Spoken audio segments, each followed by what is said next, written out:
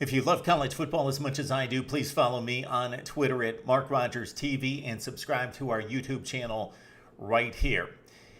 This is going to be a great weekend of football. We've got some of the best matchups of the season, and they tie into the conference championships and the BCS implications as well, with Ole Miss, Missouri, Oklahoma State, Baylor, Arizona State, and UCLA, and much more. We'd like to focus on what could turn out to be one of the more entertaining games of the season. This has BCS Bowl implications, but means nothing in regards to the SEC championship. LSU taking on Texas A&M at Tiger Stadium. It was LSU last season that really put the clamps on Johnny Manziel. Manziel's worst outing of his 23-game career at Texas A&M. He was sacked 3 times. He was intercepted 3 times. He was held to 27 rushing yards on 17 attempts as the LSU Tigers put the clamps on Johnny Football in that game en route to his Heisman Trophy winning season. 1 of 2 losses, as the Gators did as well.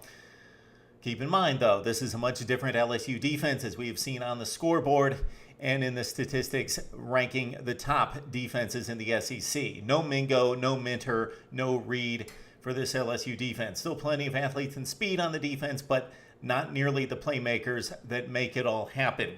Okay, let's look at the Texas A&M offense to start things off, because we know that this is a very unbalanced football team.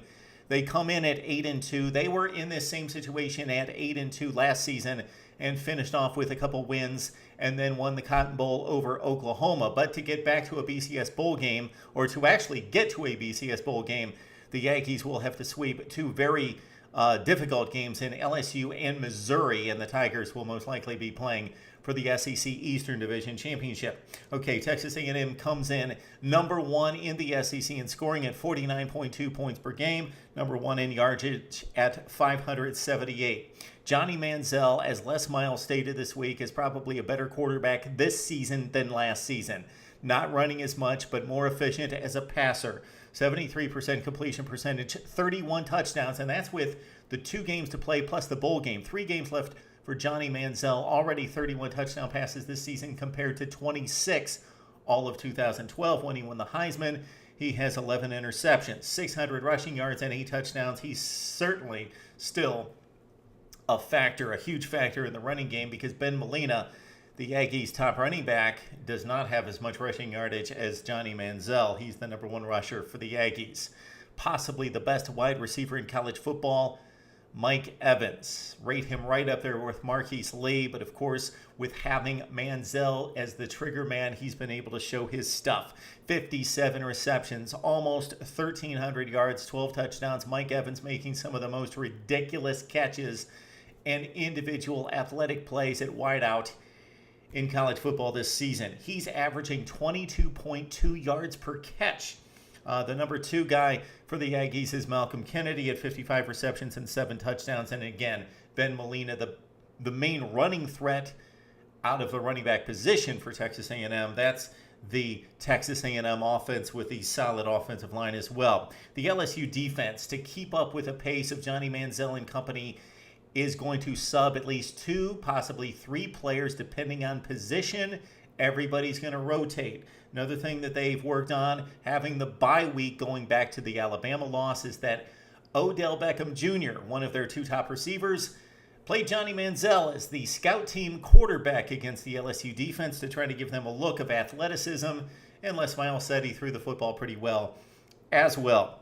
Looking at the LSU offense, Zack Mettenberger is a much different quarterback than he was this time last season. It was basically against Alabama in Baton Rouge, in which he performed extremely well, and since then he has just gained an air of confidence. He's delivering the football on time and with authority. He is certainly a top NFL prospect at quarterback, one of the top 5 in college football. Manziel's right there with him, probably a step above.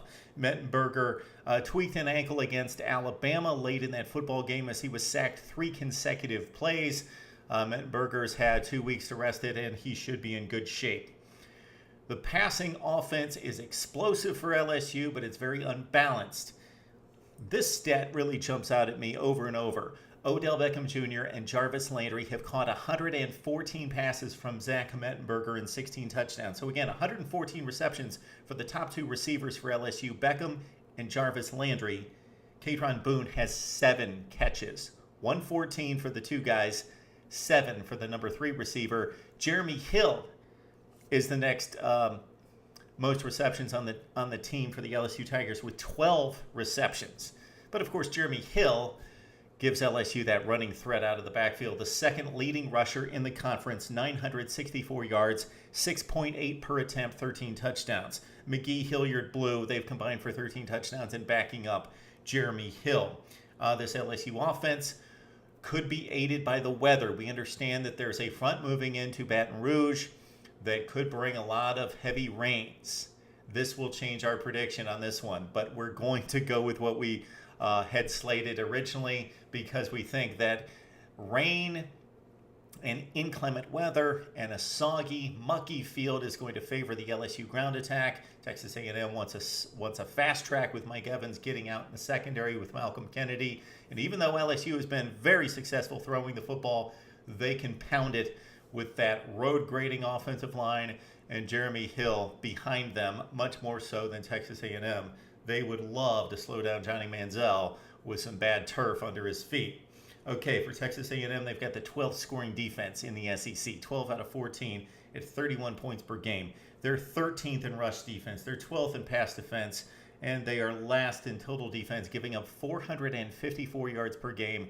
You get the picture. Texas A&M, for as marginal as they were in going 10-3, actually 11-2 last season in winning the Cotton Bowl, at least gave Johnny Manziel a chance. But losing 45-41 to Auburn, also the Ole Miss game, giving up late points there, in the Alabama game, 49-42, giving up a 50 spot practically to the Tide in losing that game. A&M's defense not giving the offense much of a chance here. They're going to have to come up with a couple stops here. Again, Les Miles in the bye week focused on 2 main ingredients for success in this game: protecting Zack Mettenberger and also getting a pass rush on Johnny Manziel, a controlled pass rush to stay in the passing lanes to control the running threat of Johnny Manziel and get those big paws up there, because Johnny Manziel is not necessarily the tallest quarterback in college football. All right, Johnny's better this year, and he has played well once again in vying for a second consecutive Heisman Trophy. LSU and Texas A&M, again, weather aside, we like A&M plus 4.5 against LSU. We'll take A&M and Johnny Manziel pulling out a last-second victory, 38-37 over the Tigers. Now, we'd love to hear from you, your comments on anything coming up in college football this weekend. There are so many great and very important matchups slated for this weekend. Would love to hear from you now on Mark Rogers TV.